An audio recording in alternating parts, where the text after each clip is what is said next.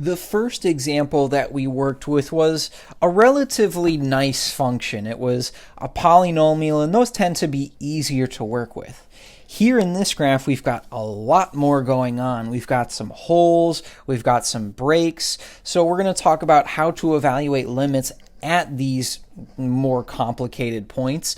But I also want to talk about the difference between the limits at a specific x value and the y value of our function at that specific x value, because those two things, while they're related, we might be talking about the same x value in the same function, they can be totally different. So it's a really subtle difference that I want to try to begin to understand. So let's start with part A. It says the limit as x approaches -1 of g of x. So I'll start with my x value of -1, and I need to check both the left and the right hand sides for limits. So I'll start with the left hand side. I'll move a little bit over to the left, find my function, and then trace it back to x equals -1. Here in this case, it looks like it's pointing at that y value of +2. But remember, I need to check the right-hand side of my limit as well. I need to check that both the left and the right-hand side are pointing at that same y value. So we'll move a little bit over to the right, and I'll find my function up here. And as I trace my way back towards x equals -1, the arrows are pointing at each other, which is good. And they're pointing at this particular point on my graph, which has a y value of 2. So my limit must be 2 here in this case. So that's a pretty nice limit, pretty familiar to, or pretty similar to what we saw in the first example. Now part B looks a little bit different. Part B says, hey, go find g of -1 for me.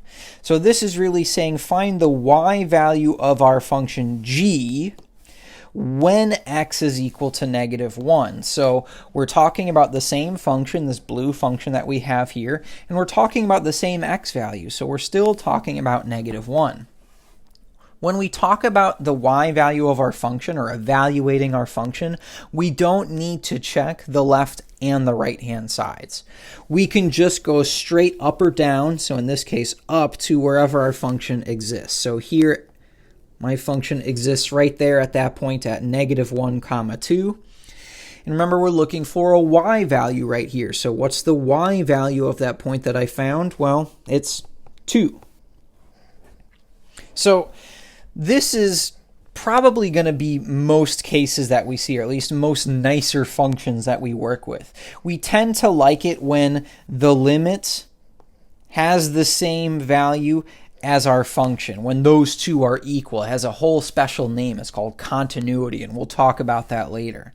But that's not always going to happen. We are going to have some instances in which the limit and the function might be different.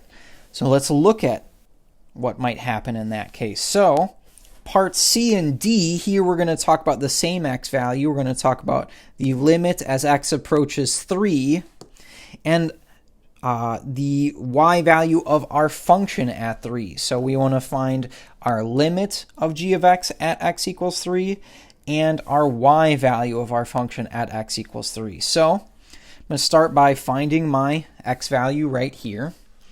Let's start with the limit, because something really interesting that we haven't seen yet is going to happen here. So for the limit, we need to check both the left and the right hand sides. So here we'll move a little bit over to the left. We'll find our function and trace our way back to x equals 3. Now here in this case, our arrow is pointing at that open circle, which represents a hole in our graph. Right now, don't worry about that. We just care about what is the y value that that arrow is pointing at. So here in this case, the y value appears to be about 2. It's okay. From the left-hand side, our arrow is pointing at 2. What about from the right-hand side? So I'll move over to the right-hand side. I'll find my function And as I trace my way back towards x equals 3, something very different is happening here. My two arrows are not pointing at each other, right? This arrow is pointing at a completely different y value than this arrow. So in this case, the left-hand arrow, we said, okay, that's pointing at -2. The right-hand arrow, that's pointing at a y value of, looks like 1. If we have this happen, the two arrows are not pointing at each other, or they're pointing at different y values, in this case, we can't necessarily pick one over the other. What we're going to say in this case is that the limit either does not exist, I usually just write DNE for does not exist, or you can say that the limit is undefined. I usually use DNE just because I'm lazy and I like less writing. But if we have a situation like this, where our two arrows are pointing at different y values, that limit does not exist. So please be careful. Please keep an eye out for those. That's how we tell that a limit does not exist. If the left-hand side of our graph is pointing at a different y value than the right-hand side of our graph. So that's the limit at 3. Let me go ahead and erase all of this. Now we want to know the y value of our function at x equals 3. So we're still talking about that same x value. Now for the y value of the function, we don't need to move left or right. We're just going to go up or down. But here in this case, I have really two contenders, I suppose. I've got this open circle and this closed circle. The open circle right here represents a hole in our graph, and that means that the function does not exist at that point. So I wouldn't choose that point right there for the y value of my function, because that open circle means the function does not exist there. I want my function to exist.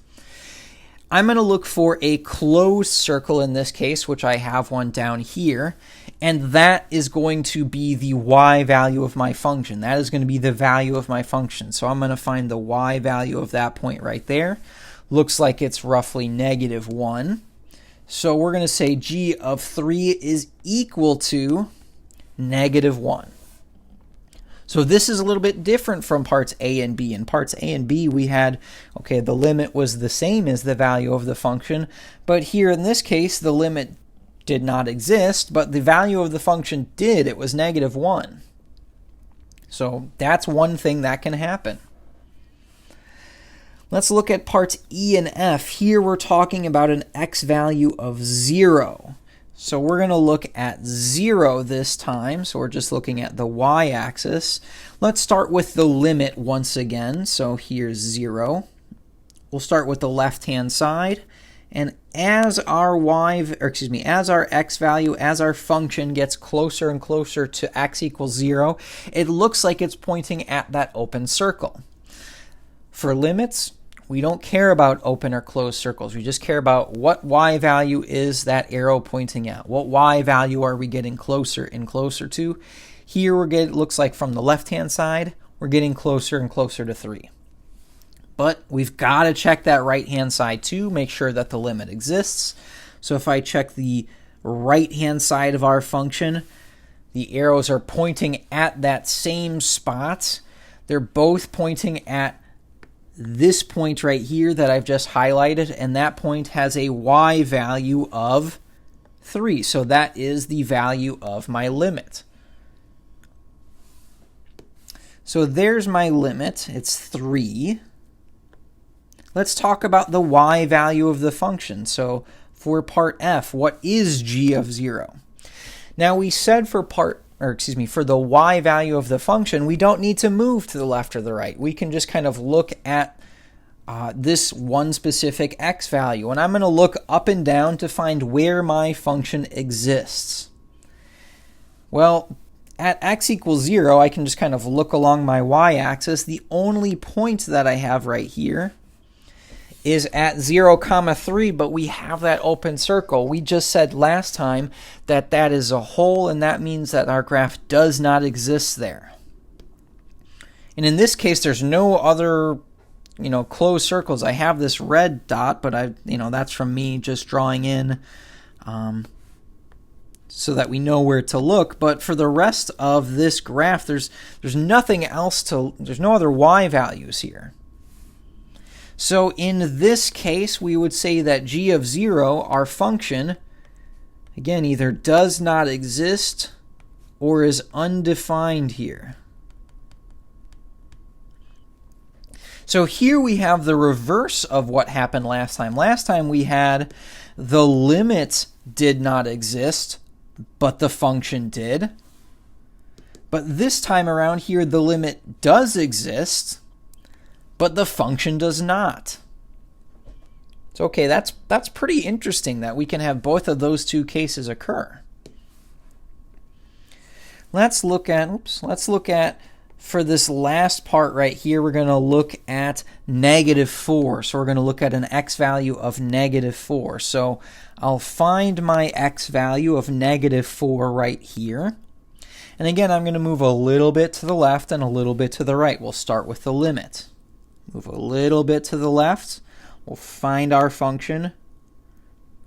What arrow is that pointing at? Or excuse me, what y value is our arrow pointing at as we get closer and closer to x equals -4? Well, it looks like we're getting closer and closer to a y value of -1. But we've got to check that right-hand side too. So we'll check the right-hand side. And here in this case, as we trace back towards x equals -4, it's pointing at that same y value. It's pointing at -1. Again, here in this case, we've got this open circle right here, but the limit doesn't really care about that. It just says, what y value are we getting closer and closer to? And well, the y value that we're getting closer and closer to, the y value that our arrows are pointing at, is -1. So that means our limit must be -1. So that's our limit. Let's look at the value of the function then. So the value of the function here in this case, remember, we don't need to move left or right. We can just start here at x equals -4. And we said multiple times now that, hey, if we have an open circle that is a hole in our graph, that means that the function does not exist at that point. But if I look a little bit above, here I have this closed circle, and a closed circle means that the function does exist at that point. It means the function does exist at this particular point. So I'm going to look at, well, what's the y value of that point? Oops, looks like I have a y value of about 1. So that means the y value of my function is 1. This is yet again a different scenario because now both the limit exists and the y value exists, but they're two totally different values. The limit is -1. The y value of the function is +1. So the limit and the y value of the function, while we're usually looking at the same x value in the same function, they can have different values and they can behave differently. We can have instances where maybe the limit does not exist but the function does, or vice versa. Or perhaps they both exist and maybe they're the same value, but then again, maybe not. We have to look at the graph to determine that. So this hopefully begins to illustrate the difference between the limit and the y value of the function. I really recommend trying some practice problems to really see if you understand the difference between those two things before we continue on with the rest of our examples.